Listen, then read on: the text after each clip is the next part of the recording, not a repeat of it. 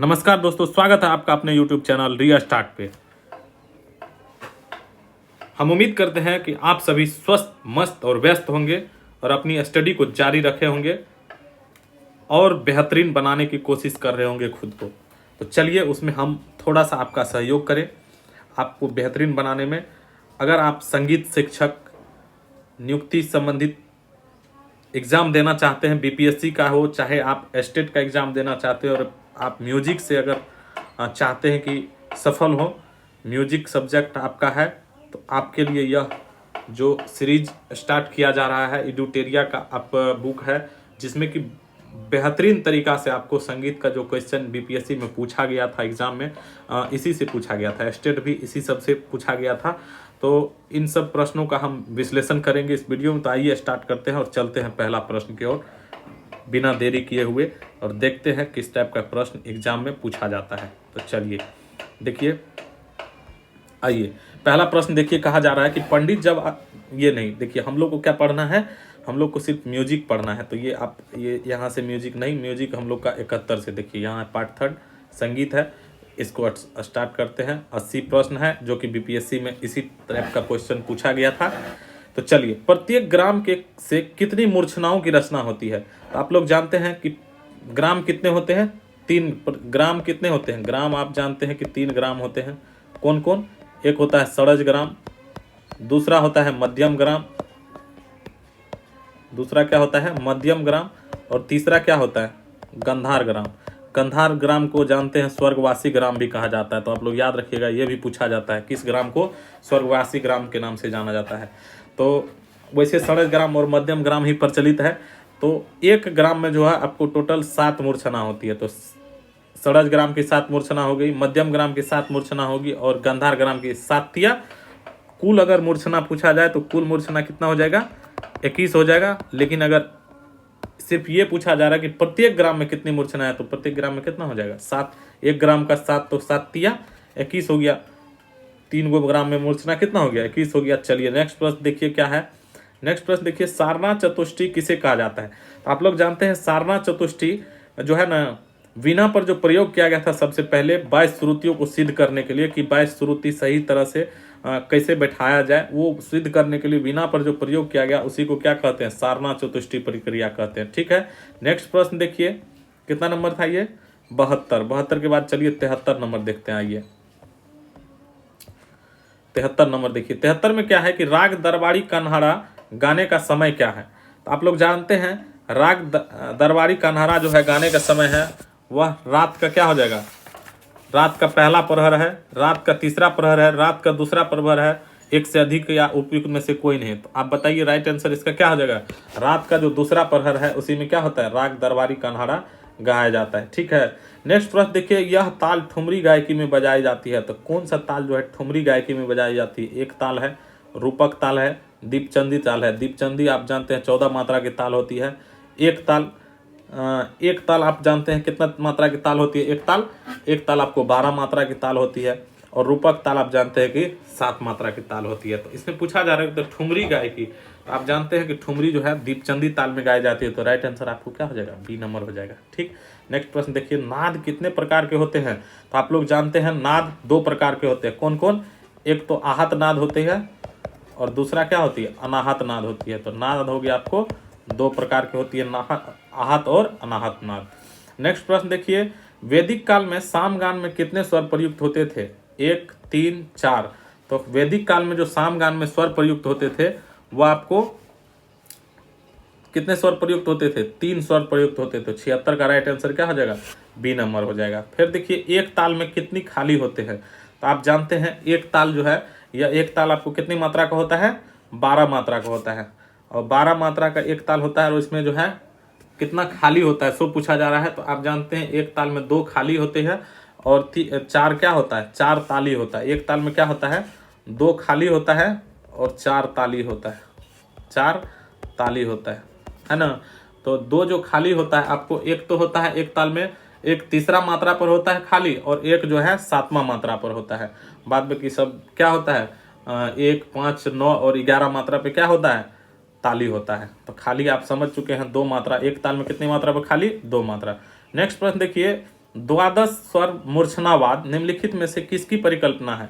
तो द्वादश स्वर मूर्छनावाद कहने का मतलब क्या? षड्ज ग्राम मूर्छना, ठीक है, षड्ज ग्राम मूर्छना और क्या मध्यम ग्राम मूर्छना। ये जो द्वादश मूर्छना का प्रयोग किया गया था, द्वादश स्वर मूर्छना, ये किसके द्वारा किया गया था? मतंग के द्वारा किया गया था। तो राइट आंसर 78 का क्या हो जाएगा? ए नंबर हो जाएगा। तो चलिए नेक्स्ट प्रश्न देखते हैं 79 नंबर। 79 में नंबर देखिए क्या है, अलाउद्दीन खां कहाँ रहते थे? आप जानते हैं अलाउद्दीन खां कहाँ रहते थे? मेहर में रहते थे। राइट आंसर मेहर हो जाएगा। नेक्स्ट प्रश्न देखिए, किस काल में राग रागनी वर्गीकरण प्रचलित था? तो आप जानते हैं कि मध्यकाल में आकर के क्या हुआ? राग रागनी का प्रचलन हो रहा। अभी के काल में हम लोगों को थाट का प्रचलन है। तो मध्यकाल में क्या हो जाएगा? राग रागनी प्रचलन। आप मध्यकाल 80 का ए नंबर राइट आंसर हो जाएगा। फिर देखिए 81 में है, नाट्यशास्त्र ग्रंथ के रचनाकार कौन है? तो आप लोग जानते होंगे नाट्यशास्त्र के रचनाकार कौन है? भरत मुनि है। राइट आंसर आपको बी हो गया। राग खमाज का वादी स्वर क्या है? तो आप राग खमाज का वादी स्वर देखेंगे तो वादी स्वर ग हो जाता है और संवादी स्वर इसका नी हो जाता है। संवादी क्या हो जाता है? नी हो जाता है। तो याद रखिएगा, वादी ग और संवादी नी हो जाता है। जैसा कि कल्याण का है, सेम टू सेम किसका है? खमाज का भी है आपको वादी संवादी। ठीक, नेक्स्ट प्रश्न देखिए, ये आपको हो गया 82 नंबर। अच्छा, ये 2 बार आ गया है। चलिए उसके बाद देखते हैं 83 नंबर। 83 नंबर में क्या है? देखिए 83 नंबर में है, ध्रुपद गायन शैली कितनी वानियां प्रचलित है? ध्रुपद वाहिनी शैलिया में जो है कितनी वानियां प्रचलित है? तो आप जानते हैं कि 4 वानियां प्रचलित थी और 4 वानियां का नाम क्या था? सबसे जो प्रचलित वाणी थी आपको गोबरहार वाणी कहा जाता है, यानी गौहार वाणी। क्या कहा जाता है? गौहार वाणी सबसे प्रचलित। दूसरा था उसका क्या? दूसरा आपको डांगुर वाणी। इसको राजा भी कहा राजा की उपाधि दी जाती है। इस वाणी में टोटल वाणी जो है 4, उसमें राजा वाणी उपाधि किसको दिया जाता है? गौहार वाणी को। उसके बाद होता है डांगुर वाणी, ठीक, जिसको कि आप जानते हैं डांगुर वाणी को किसकी उपाधि? मंत्री की उपाधि दी जाती है डांगुर वाणी को, ठीक है। इसके बाद देखिए गौहर डांगुर, एक होता है खंडार वाणी। खंडार वाणी, खंडार वाणी को जानते हैं किस चीज की उपाधि मिलती है? सेना नायक की उपाधि इसको मिलती है। सेनापति की उपाधि कह सकते हैं। सेनापति की उपाधि आपको खंडार वाणी की, और उसके बाद होता है एक नोहार वाणी। नोहार वाणी, तो 4 प्रकार की टोटल वाणी होती है। एक गोबरहार वाणी, गौहार वाणी, दूसरा डांगुर वाणी, तीसरा हो जाता है खंडार वाणी, चौथा हो जाता है क्या? नोहार वाणी। तो आप याद रखिएगा, गोहार वाणी, डांगुर वाणी, खंडार वाणी, नोहार वाणी, ये बहुत पूछा जाता है। ध्रुपद गायन शैली के 4 प्रकार है। आपको 3 दे दिया जाएगा, एक नहीं रहेगा, ऑप्शन में पूछ देगा इस टाइप से। तो इसमें किसको राजा की उपाधि दी जाती है? तो गौहार वाणी को, आपको गौहार वाणी को राजा की उपाधि, मंत्री के पूछिए तो डांगुर वाणी को मंत्री की उपाधि दी जाती है। तो इसे आपको याद रखना है। चलिए नेक्स्ट प्रश्न देखते हैं। देखिए नेक्स्ट प्रश्न क्या है कि किस ग्रंथ को सप्ताध्याय के नाम से जाना जाता है? आप जानते हैं संगीत रत्नाकर में 7 अध्याय है और इसीलिए इसको सप्ताध्याय के नाम से जाना जाता है। 7 अध्याय होने के कारण से इसे सप्ताध्याय के नाम से जाना जाता है। तो राइट आंसर हो जाएगा सी नंबर। नेक्स्ट प्रश्न देखिए, ध्रुपद का आविष्कार किसने किया? ध्रुपद का आविष्कार आप जानते हैं, इसमें भ्रम है थोड़ा सा किसने किया, लेकिन सबसे ज्यादा विकास आपको मान सिंह तोमर के काल में, इसीलिए ध्रुपद का आविष्कारक किसे माना जाता है? मान सिंह तोमर को माना जाता है। तो याद रखिएगा, मान सिंह तोमर हो जाएगा ध्रुपद का आविष्कारक। रविंद्र संगीत के प्रयुक्त यह संगीत वाद्य कौन सा है? तो रविंद्र संगीत में जो है ना कौन कौन सा वाद्य प्रयोग में आता है? देखिए सितार है, बांसुरी है, इसराज है। तो आप जानते हैं एक से अधिक क्या होता है रविंद्र संगीत में प्रयुक्त आता है। तो राइट आंसर आपको डी हो जाएगा। 87 नंबर देखिए, अभिनव राग मंजरी के लेखक कौन है? तो आप लोग जानते हैं अभिनव राग मंजरी के लेखक जो कि हमारे भारतीय संगीत शास्त्र के जनक अभी है, हिंदुस्तानी शास्त्रीय शास्त्र के जनक भरत खंडे, उसी को क्या कहा जाता है? पंडित भरत खंडे जी को क्या कहा जाता है? अभिनव राग मंजरी के लेखक है। तो राइट आंसर हो जाएगा सी नंबर। फिर देखिए नेक्स्ट प्रश्न है, प्राचीन काल में ध्रुपद गायकों को क्या कहा जाता था? ये प्रश्न आपको बीपीएससी में पूछा गया था। देखिए हम टिक करके रखे हुए हैं। कलावंत कहा जाता था। प्राचीन काल में ध्रुपद गायकों को क्या कहा जाता था? कलावंत कहा जाता था। फिर देखिए नेक्स्ट प्रश्न है, कौन सा ग्रंथ 13वीं शताब्दी के उत्तरार्ध में लिखा गया? तो आप जानते हैं 1350 के बाद जो लिखा गया 13वीं शताब्दी कहा जा रहा है। 1250 के बाद जो लिखा गया तो वो संगीत रत्नाकर था और यह 13वीं शताब्दी के उत्तरार्ध में लिखा गया। नेक्स्ट प्रश्न देखिए, जल तरंग किस वर्ग विशेष का वाद है? अब इस में पूछा जा रहा है कि जल तरंग किस वर्ग विशेष का वाद है? घनवाद है, अवनदवाद है या सुशीरवाद है। तो सुशीरवाद क्या होता है, जिसको कि फूंक करके बजाया जाता है या हवा के माध्यम से बजाया जाता है ना। तो सुशीर हो जाता है जो हवा के माध्यम से होता है। घन होता है जी कि कोनो न कोनो धातु पदार्थ से बना हुआ था, है ना, घनवाद हो जाता है। अवनद जैसे कि चमड़ा और से बना हुआ पदार्थ होता है, ढोलक हो जाता है, पखावज हो जाता है, तो ये सब अवनदवाद की श्रेणी में आता है। धातु से बना, तो जल तरंग आपका किस वर्ग में आ जाएगा, धातु से बना हुआ होता है तो घन में आ जाएगा। ठीक है, 4 प्रकार के होता है। एक होता है तत्ववाद, तो ये भी आप याद रखिएगा, पूछा जाता है। तत्ववाद जो कि तार जिसमें लगा हुआ था, वीणा हो गया, सितार हो गया, सतार, ये सब क्या है आपको तत्ववाद की श्रेणी में आते हैं। तो तार वाला हो गया तत्ववाद। सुशीर हो गया जिसमें हवा का प्रयोग किया जाता है। घन हो गया धातु का प्रयोग जो होता है। अवनद हो गया चमड़े और से जो बना होता है, उस टाइप का वाद्य यंत्र आपको अवनदवाद की श्रेणी में आता है। ठीक है, 4 प्रकार का आपको वाद्य है, तो याद रखिए। नेक्स्ट प्रश्न देखिए, नाट्यशास्त्र किसने लिखा है। तो आप जानते हैं कि नाट्यशास्त्र जो लिखा गया है वह किसके द्वारा, भरत मुनि के द्वारा लिखा जाएगा। राइट आंसर हो जाएगा ए नंबर, नाट्यशास्त्र भरत मुनि। ठीक है, नेक्स्ट प्रश्न देखिए, बांसुरी को किस वर्ग में रखा जाता है। तो आप लोग जानते हैं कि बांसुरी को फूंक करके हवा के माध्यम से बजाते हैं, तो सुशीर हो जाएगा। घन तो होगा नहीं, पीटते तो है नहीं बांसुरी को, वितत भी होगा नहीं। तो राइट आंसर इसका क्या हो जाएगा, सी नंबर हो जाएगा 92 का। चलिए 93 नंबर देखते हैं। देखिए आपको जो ये प्रश्न है इसी टाइप का बिल्कुल प्रश्न एग्जाम में पूछा जाएगा, तो घबराने की जरूरत नहीं है। आप सीरीज को एकदम बहुत बेहतरीन तरीका से देखिए, पढ़िए और रिवीजन करते रहिए। सा स्वर में कितनी श्रुतियां होती है। तो आप लोग जानते हैं कि सा स्वर में कितना श्रुति होती है, 4 श्रुति है। तो बताइए कैसे। देखिए इसका एक क्या है, 4 श्रुति। देखिए 4 3 2, 4 3 2, फिर 4 लिख दीजिए, फिर यही 4 3 2 उठा के लिख दीजिए यहाँ पे, 4 3 2। इतना तो याद रख सकते हैं घटते क्रम में 4 3 2 तक आना है, फिर से 4 लिख देना है, फिर एक बार घटा देना है 4 3 2। तो यही हो जाता है। देखिए सा स्वर में कितनी श्रुति, तो सा में हो गया आपको, सा हो गया 4 श्रुति, रे हो गया 3 श्रुति, ग हो गया 2 श्रुति, 4 श्रुति हो गया। फिर आपको किसका, मो का हो गया, फिर प का हो गया 4 श्रुति, ध का हो गया 3 श्रुति, और नी का हो गया 2 श्रुति। तो सारे ग म प ध नि, सरस ग्राम का हो गया सारे ग म प ध नि। तो चारों 7 स्वर का आपको देख लिए श्रुति, सा का 4, रे का 3, ऐसा इसका एक चतुश्चेप षडज मध्यम पंचमा, द्वे द्वे निषाद गंधारो तेस्त्री धेवत ऋषभ। तो वो याद रखने से अच्छा है कि आप 4 3 2 4 4 3 2 याद रखिए सीधा। 4 3 2 4 देना है, फिर 4 3 2 एकदम फिट हो जाएगा। इसमें अगर मध्यम ग्राम के पूछा जाए तो एक श्रुति नीचा कर देना, उसका मो का जो प का जो श्रुति है, एक श्रुति क्या होता है वो नीचे आ जाता है। तो 4 3 7 2 9 4 13 4 17 होता है ना प का। जैसे पूछा जाता है कि प किस श्रुति पर, तो 17वीं श्रुति पे है ना, प 17वीं हुआ ना। 4 3 9 2 11 4 15 कहते 4 3 9 2 11 4 15, ये क्या हो गया 4 3 7 ना, क्या बोलते हैं 4 3 7 2 9 4 13, अच्छा 17 हो गया 17। फिर इसमें अगर एक घटा देंगे तो ये आ जाएगा आपको मध्यम ग्राम की 16वीं श्रुति पर आ जाता है, तो मध्यम ग्राम हो जाएगा। मध्यम ग्राम का प किस श्रुति पर आ जाता है, 16वीं श्रुति पर आ जाता है। इसमें सिर्फ एक घटा देना है, बाद बाकी सब का सब वही होगा। ठीक है ना, 4 के जगह यहाँ क्या लिख देना है, 3 लिख देना, एक घटा देना है, तो हो जाएगा आपको 16वीं श्रुति पर। चलिए नेक्स्ट प्रश्न देखते हैं। धी पर जब हम सम होता है तब कौन सा ताल का बोध होता है। धी पर जब सम होता है तो आप लोग जानते होंगे कि 2 ताल ऐसा है जिस पर धी पर सम होता है, बाद बाकी जितना ताल है सब पर क्या होता है, धा पर सम होता है।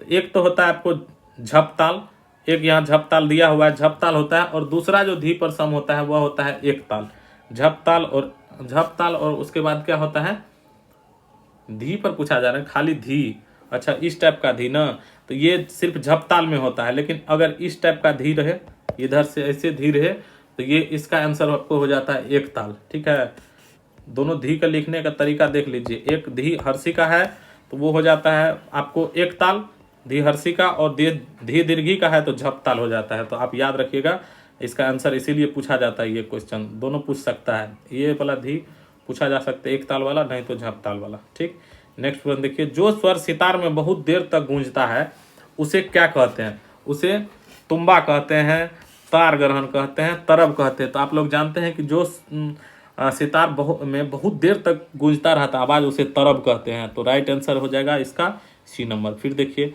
96 नंबर है। राग की उत्पत्ति किससे होती है, ताल से, ठाट से, ग्राम से, एक से अधिक या कोई नहीं। तो आप लोग जानते हैं कि राग की जो उत्पत्ति मानी गई है थाट से मानी गई है। टोटल 10 थाट मानी गई है भातखंडे जी के द्वारा, और इसी थाट से सब राग की उत्पत्ति हुई है। और 10 थाट जिस नाम पर है उसी नाम से 10 राग भी है, तो राग से ही नाम का रखा। जो प्रचलित इसका थाट का जो जन्य राग है उसी के नाम से क्या रखा गया है, सब जो इसका जन्य राग है उसी से थाट का नाम रखा गया। इन्हें की थाट के नाम से राग का नाम रखा गया, राग के नाम से ही थाट का नाम रखा गया है, जो जन्य राग उसका माना जाता है। ठीक है, तो कन्फ्यूजन नहीं होना है। राग तोड़ी के गायन का समय बताना है आपको। राग तोड़ी का जो गायन समय है वह हो जाएगा आपको दिन का दूसरा प्रहर हो जाएगा। राइट आंसर आपको ए ही हो जाएगा, दिन का दूसरा प्रहर में राग तोड़ी गाया जाता है। ठीक, नेक्स्ट प्रश्न देखिए, जो गायन तालबद्ध नहीं हो उसे क्या कहते हैं? तो आप जानते हैं कि जो गायन तालबद्ध होता है उसे क्या कहते हैं? निबद्ध गान कहते हैं तालबद्ध को। तालबद्ध अगर होता है तो उसे निबद्ध कहते हैं, और तालबद्ध नहीं होता है तो उसे अनिबद्ध गान कहते हैं। तो राइट आंसर हो जाएगा इसका बी नंबर। फिर नेक्स्ट प्रश्न देखिए 99 में है, राग गौड़ मल्हार किस थाट का राग है? काफी है, बिलावल है, कल्याण है, उपयुक्त में से एक से अधिक है, और इनमें से कोई नहीं। तो आप जानते हैं कि राग गौड़ मल्हार किस थाट का राग हो जाएगा? तो बिलावल थाट का राग हो जाता है। ये शुद्ध थाट है, शुद्ध थाट का राग। गौड़ मल्हार जो है शुद्ध है, शुद्ध राग है, तो इसका सब शुद्ध स्वर लगता है, तो बिलावल थाट का हो जाएगा। बिलावल क्या होता है? शुद्ध थाट माना जाता है। अभी पहले कौन सा थाट को शुद्ध माना जाता है? पहले प्राचीन टाइम में जो है, प्राचीन में आपको काफी थाट को क्या माना जाता था? शुद्ध थाट माना जाता था। लेकिन अभी हम लोग शुद्ध थाट किसको मानते हैं? बिलावल को मानते हैं। चलिए 10 नंबर प्रश्न देखिए, 10 नंबर 100 नंबर। तो 100 नंबर में क्या है? भारतीय संगीत में कुल कितने स्वर है? तो आप लोग जानते हैं कि भारतीय संगीत में कुल 12 स्वर है, जिसमें कि 7 स्वर शुद्ध है, 7 स्वर आपको शुद्ध है, और 5 स्वर विकृत है ना। इसमें 5 स्वर क्या है? विकृत है। 5 स्वर विकृत का प्रकार भी 2 है, 5 स्वर में भी 2 है। एक तो 4 आपको कोमल हो जाता है, और एक विकृत क्या होता है? एक हो जाता है आपको तीव्र विकृत हो जाता है। मोह हो जाता है आपको, मोह क्या हो जाता है? तीव्र विकृत। तीव्र विकृत मतलब क्या? अपने स्वर से ऊंचा, जो उसका शुद्ध स्वर है वास्तविक, जैसे मोह का जो आवाज है उससे थोड़ा सा ऊपर हो जाता है तो तीव्र हो जाता है। तीव्र का चिन्ह ऊपर में लगाते हैं, और बाद बाकी ग ध रे ग ध नी, रे ग ध नी, ये चारों क्या होता है? कोमल हो जाता है। इसके नीचे में ऐसे लगा देते हैं लाइन, तो ये हो जाता है कोमल। भातखंडे पद्धति में ऐसा किया जाता है। ठीक है ना। तो ये जो आप देख रहे हैं, आप समझ चुके हैं कोमल और विकृत स्वर क्या होता है। टोटल स्वर कितना हो जाता है? टोटल कुल स्वर पूछे तो 12 स्वर, शुद्ध स्वर पूछे तो 7 स्वर, और विकृत स्वर पूछे तो 5 विकृत स्वर। उसमें अगर पूछ दे कोमल विकृत कितना होता है तो 4 कोमल विकृत। अगर पूछ दे तीव्र विकृत कितना होता है तो 1 हो जाता है। तीव्र विकृत मोह हो जाता है। ठीक है, इसको अर्धद्वर्शक स्वर भी कहा। शुद्ध मोह अगर रहे तो इसको अर्धद्वर्शक स्वर भी कहा जाता है। ये भी याद रखिएगा, अर्धदर्शक स्वर कहा जाता है किसको? शुद्ध मोह को। चलिए नेक्स्ट देखिए, दक्षिण पद्धति का तिल्लाना किससे साम्य रखता है? तो देखिए, जो दक्षिण पद्धति में तिल्लाना का जो काम है वही हमारे उत्तर भारतीय संगीत में क्या है? तराना का काम है। तो राइट आंसर इसका बी नंबर हो जाएगा। श्री हरिवल्लभ संगीत सम्मेलन कहाँ होता है? तो आप लोग जानते हैं हरिवल्लभ संगीत सम्मेलन पंजाब के जालंधर में होता है। राइट आंसर क्या हो जाएगा? ये नंबर हो जाएगा पंजाब जालंधर। ठीक, नेक्स्ट देखिए 102 के बाद चलिए 103 नंबर देखते हैं। आइए 103 नंबर में क्या है कि राग केदार में रंजकता बढ़ाने के लिए किस विवादी स्वर का अल्प प्रयोग किया जाता है?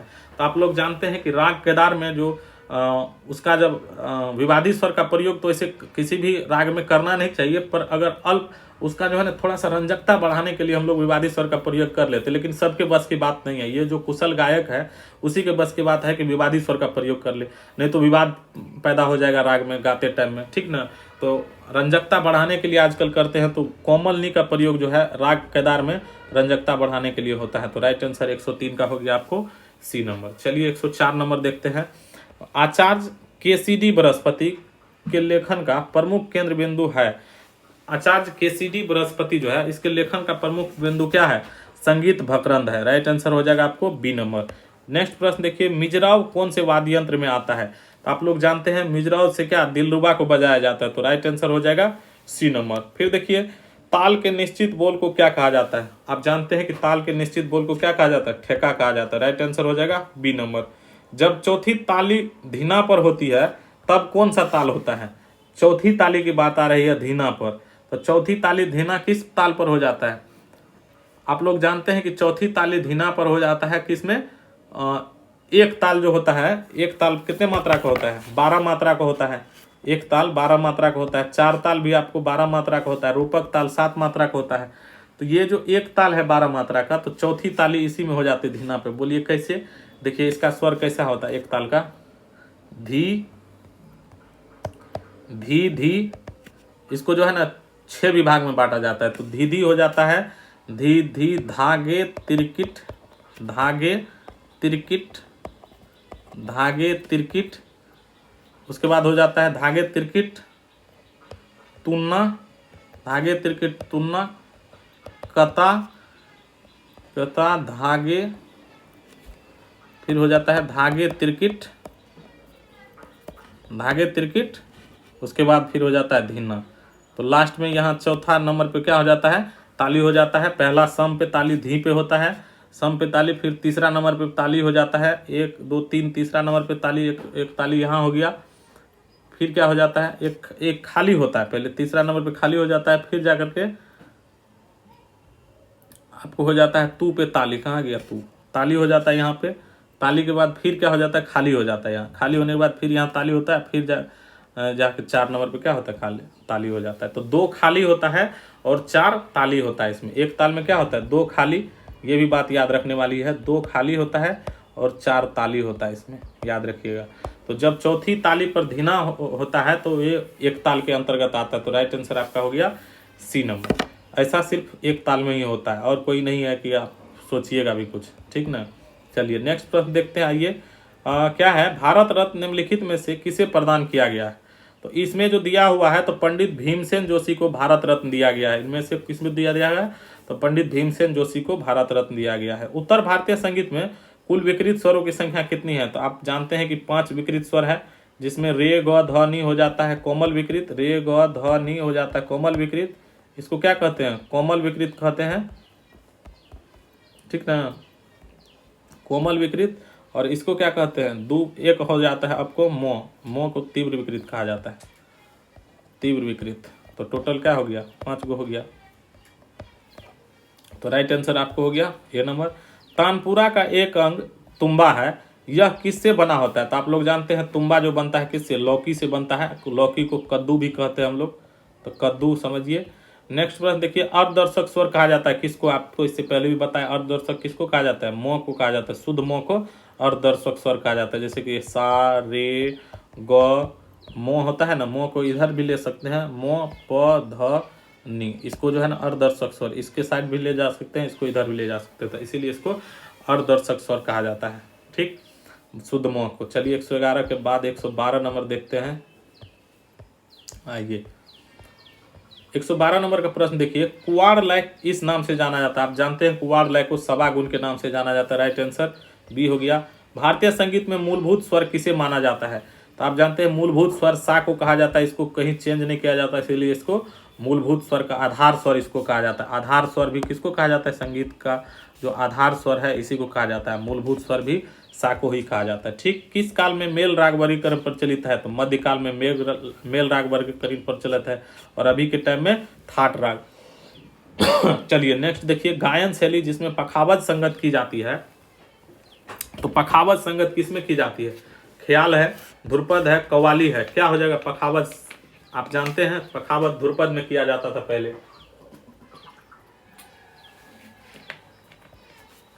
राइट आंसर इसका 115 का क्या हो जाएगा? 115 का राइट आंसर आपको हो जाएगा बी नंबर। ध्रुपद में जो है क्या किया जाता था? ध्रुपद में पखावज की बोल दी जाती थी। अभी ध्रुपद में जो है ना पखावज की जगह क्या, वैसे ध्रुपद तो है नहीं, अभी पखावज की जगह तबला का प्रयोग किया जाता है।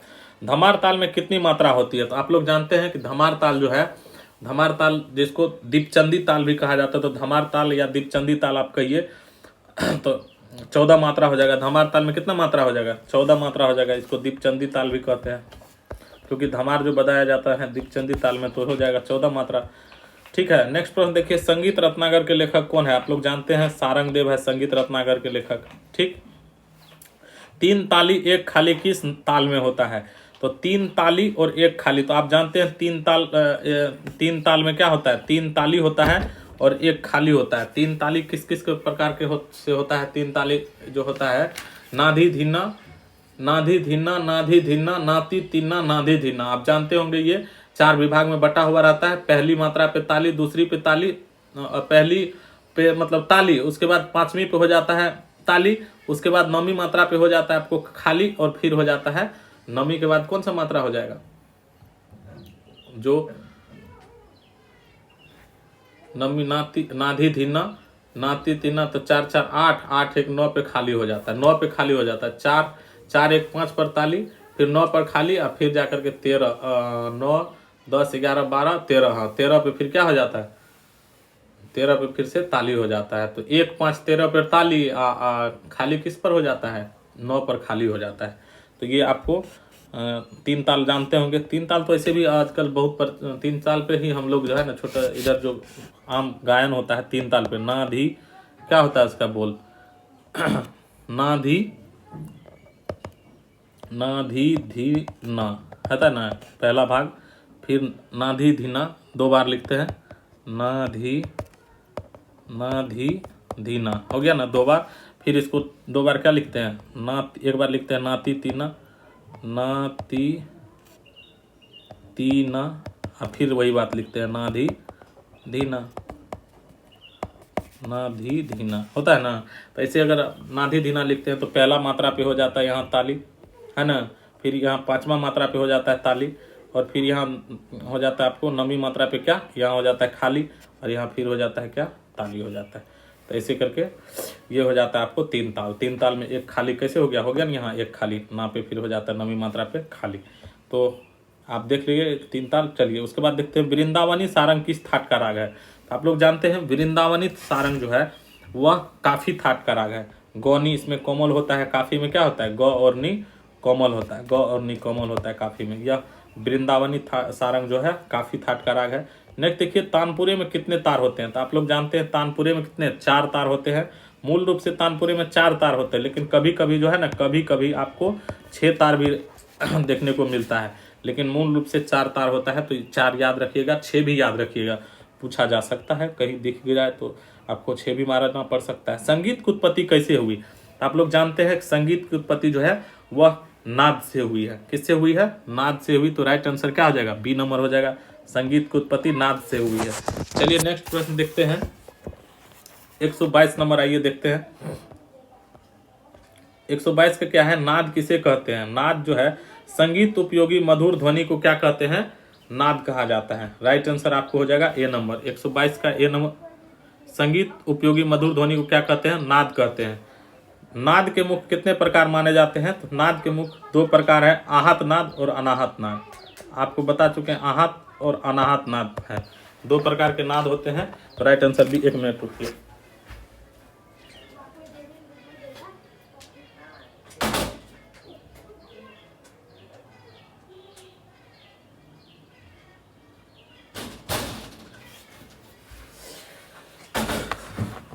थोड़ा बाहर में आवाज आ रहा था इसलिए गए। तो चलिए नाद के मुख कितने प्रकार आपको बता चुके हैं, 2 प्रकार है नाद के, आहत नाद और अनाहत नाद हो जाएगा।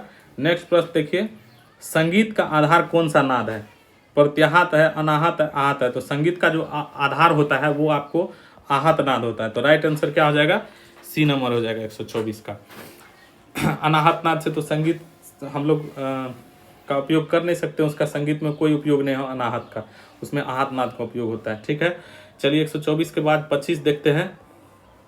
आहत नाद होता क्या है, हम लोग के प्रयास से आहत नाद उत्पन्न होते हैं। ठीक है, अनाहत नाद तो अपने आप उत्पन्न होता है। तो अनाहत नाद की हमें जरूरत नहीं होती, हमें क्या, सिर्फ आहत नाद की जरूरत होती है। स्वर किसे कहते हैं, नेक्स्ट प्रश्न देखिए 125 में है, स्वर किसे कहते हैं। 22 श्रुतियों से मुख्य 12 श्रुतियों को क्या कहा जाता है। 22 श्रुति टोटल है एक सप्तक में, उसमें से जो 12 श्रुति है उसको ही क्या कहते हैं, मुख्य स्वर की श्रेणी, मुख्य स्वर कहा जाता है।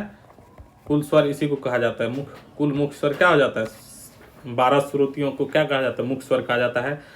जिसमें कि 7 हो जाता है आपको शुद्ध स्वर, 5 हो जाता है विकृत स्वर, विकृत स्वर हो जाता है। स्वरों की उत्पत्ति कैसे हुई, आप जानते हैं स्वरों की उत्पत्ति नाद से स्वर और श्रुति से स्वर, या स्वर से स्वर, या श्रुति से स्वर, स्वर से श्रुति, या नाद से स्वर। जी नहीं, उपयुक्त में से कोई नहीं, या एक से अधिक क्या हो जाएगा। स्वर की उत्पत्ति जो हुआ है, आप जानते हैं कि नाद से श्रुति का, नाद से श्रुति क्या हुआ है, नाद से श्रुति, नाद से श्रुति, और इस श्रुति से क्या हुआ है, हम लोग का स्वर उत्पन्न हुआ है, श्रुति से स्वर। तो यहाँ पे कहीं ऑप्शन में ही नहीं है, नाद से श्रुति, श्रुति से स्वर कहीं दिख रहा है आपको? यहाँ तो श्रुति से नाद से स्वर उल्टा पुल्टा है, तो नाद से श्रुति का उत्पन्न हुआ और श्रुति से क्या स्वर बनता है। तो राइट आंसर आपको हो जाना चाहिए इनमें से कोई नहीं। फिर देखिए नेक्स्ट प्रश्न है 127, संपूर्ण जाति का राग कौन सा है? कल्याण है, भोपाली है, बिहाग है, एक से अधिक है, या इनमें से कोई नहीं? संपूर्ण जाति का राग कौन हो जाएगा? तो संपूर्ण जाति का राग आप जानते हैं कि कल्याण, यमन कल्याण जो है संपूर्ण जाति का राग है, इसमें 7 स्वर का प्रयोग किया जाता है, इसीलिए संपूर्ण इसको कहा जाता है। 3 प्रकार के जाति होते हैं, संपूर्ण, सारभ और औरभ। तो ये जो कल्याण है आपको संपूर्ण, सारभ, औरभ। संपूर्ण का मतलब 7 स्वर, सारभ में 6 स्वर और औरभ में 5 स्वर। एक सप्तक में कितनी श्रुतियां मानी जाती है? तो आप जानते हैं एक सप्तक में 22 श्रुतियां मानी जाती है, तो राइट आंसर बी हो जाएगा। सप्तक किसे कहते हैं? सप्तक किसे कहा जाता है? क्रमानुसार 7 स्वरों के समूह को सप्तक कहते हैं। बिल्कुल सही बात है, क्रम अनुसार अगर 7 स्वरों का समूह हो तो उसे ही हम लोग क्या कहते हैं? सप्तक कहते हैं। जैसे कि क्रमानुसार करने का मतलब सा, रे, ग, म, प, ध, नी, ये क्या हो गया? एक सप्तक का निर्माण होता है।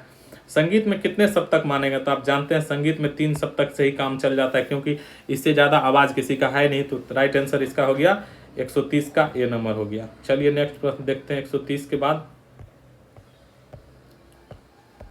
के बाद क्या देखेंगे? 131 देखते हैं, आइए क्या है 131 में? ग्राम किसे कहते हैं? स्वर और राग के समूह को ग्राम कहते हैं, स्वर और आलाप के समूह को ग्राम कहते हैं, स्वर और वर्ण के समूह को ग्राम कहते हैं। उपयुक्त में से एक से अधिक है या इनमें से कोई नहीं? तो ग्राम किसे कहते हैं?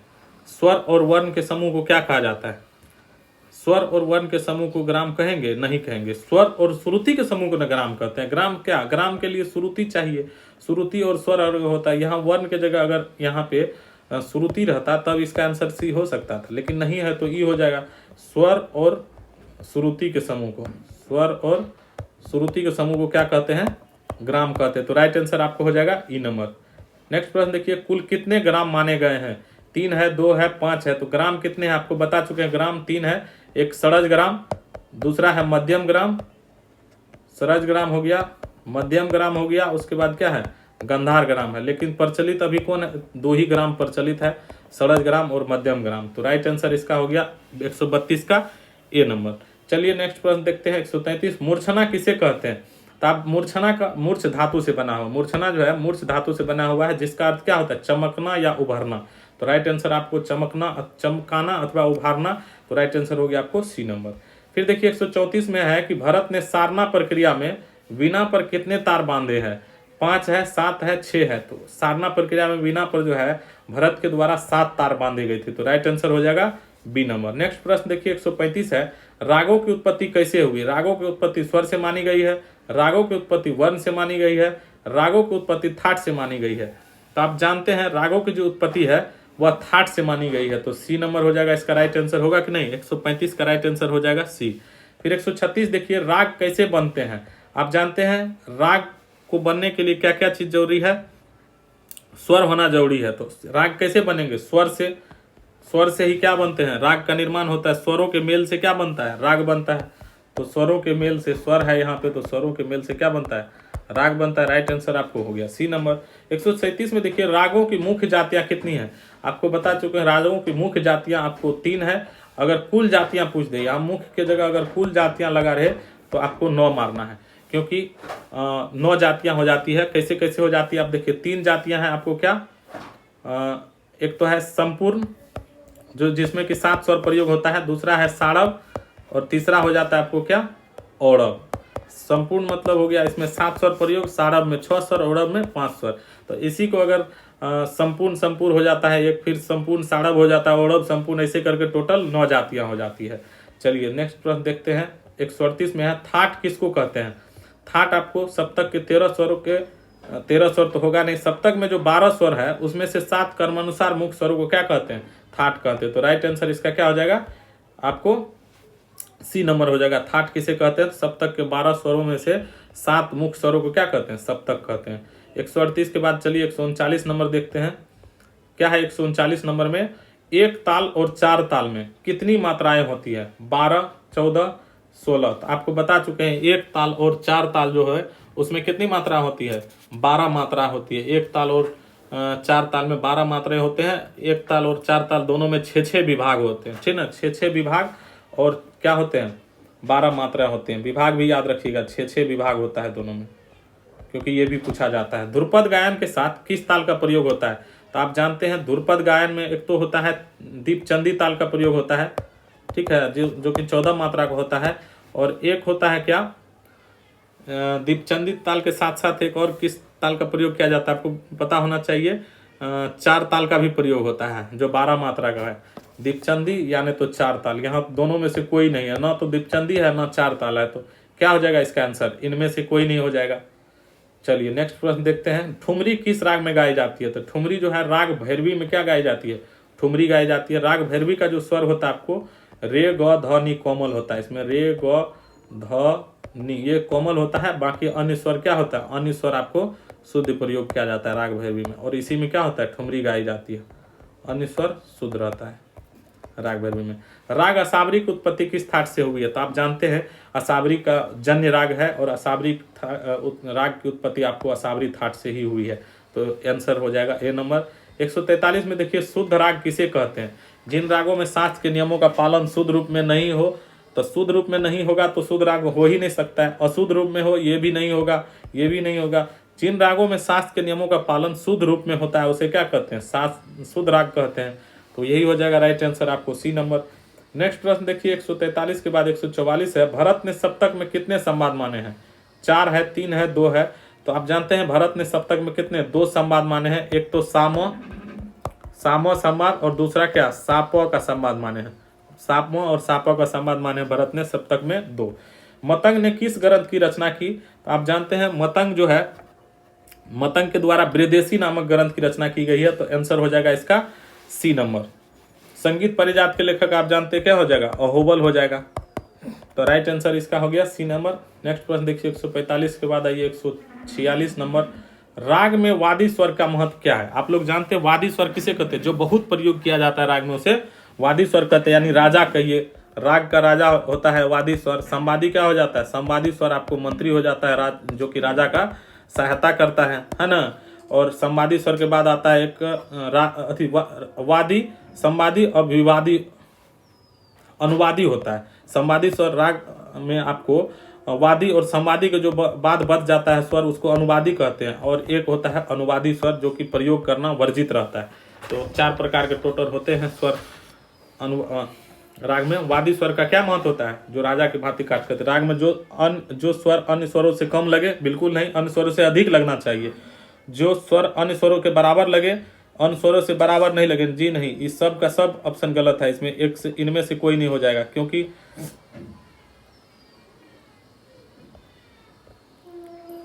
इसमें जो कहा जा रहा है कि इनमें से राग में जो स्वर क्या होता है, वादी स्वर क्या होता है, जो सबसे अधिक लगे, जो स्वर सबसे अधिक लगे, जो स्वर सबसे अधिक लगे, राग में सबसे अधिक प्रयोग होता है, बहुतायत मात्रा में प्रयोग होता है, वो क्या होता है, राग का वादी स्वर कहलाता है। नेक्स्ट प्रश्न देखिए, राग में संवादी स्वर क्या होता है, जो वादी के बाद लगता है उसे संवादी। राग में संवादी स्वर वादी स्वर की सहायता करता है, बिल्कुल सही बात है। संवादी स्वर जो है राग में संवादी स्वर वादी स्वर का क्या करता है, सहायता करता है। राग में संवादी वादी स्वर का सहायता नहीं करता है, ये तो गलत बात हो गया। राग में वादी संवादी स्वर की सहायता असहायता करता है, ये भी गलत है। तो राइट आंसर आपको 147 का क्या हो जाएगा, ए नंबर हो जाएगा। चलिए 148 देखते हैं। राग तरंगिणी ग्रंथ किनकी रचना है, तो आप लोग जानते हैं राग तरंगिणी जो ग्रंथ है वह लोचन की रचना है, तो राइट आंसर हो जाएगा लोचन। और मतंग ने बृहदेशी ग्रंथ लिखी हुई है, बृहदेशी इसका ग्रंथ पूछा जाता है, बृहदेशी ग्रंथ है ना। और भरत के द्वारा तो आप जानते हैं नाट्य शास्त्र किसके द्वारा लिखा गया, भरत मुनि के द्वारा लिखा जाए नाट्य शास्त्र, ठीक है ना। एक आप जानते हो कि नाट्य शास्त्र भरत के द्वारा, नाट्य शास्त्र को ये भरत को किसके द्वारा, नारद के द्वारा शिक्षा मिला था, नारद को सरस्वती के द्वारा, और सरस्वती को किसके द्वारा, ब्रह्मा के द्वारा शिक्षा मिला है, ऐसा हम लोग जानते हैं, दिया हुआ है, लेकिन वैज्ञानिक इस बात को नहीं मानते। राग प्रवेश के लेखक कौन है, तो आप जानते हैं राग प्रवेश के लेखक जो है हमारे पंडित विष्णु दिगंबर पुलस्कर जी है, जो कि बहुत ही संगीत में महत्वपूर्ण काम इसके द्वारा भी किया गया, और विष्णु नारायण भातखंडे, ये दोनों एक दूसरे के पूरक माने जाते हैं, क्योंकि इन दोनों ने ही स्वरलिपि पद्धति विकसित की। उसके बाद जाकर के क्या हुआ, स्वरलिपि पद्धति आने के बाद जो है हम लोग अभी आसानी से संगीत को सीख सकते। नहीं तो पहले क्या होता था कि जिसके पास संगीत का जानकारी था उसके दरबार में जाकर के उसका सेवा करना पड़ता था, उसके आगे पीछे घूमना पड़ता था, बहुत उतना टाइम दे करके अभी के टाइम में हम लोग जैसे कर लेते हैं वैसे नहीं हो पाता था, तो बहुत मेहनत होता था। तो 149 का जो राइट आंसर हो जाएगा राग प्रवेश के लेखक पंडित विष्णु दिगंबर पुलुस्कर हो जाएगा। फिर देखिए कर्मिक पुस्तक मालिका में कितने भाग होते हैं, 6 भाग, 4 भाग, 5। आप जानते हैं कर्मिक पुस्तक मालिका जो कि 6 भाग में 6 पार्ट में किसके द्वारा लिखा गया है, अपने भातखंडे जी के द्वारा लिखा गया। तो राइट आंसर क्या हो जाएगा, वो ए नंबर में है ना, ए नंबर हो जाएगा इसका राइट आंसर। कर्मिक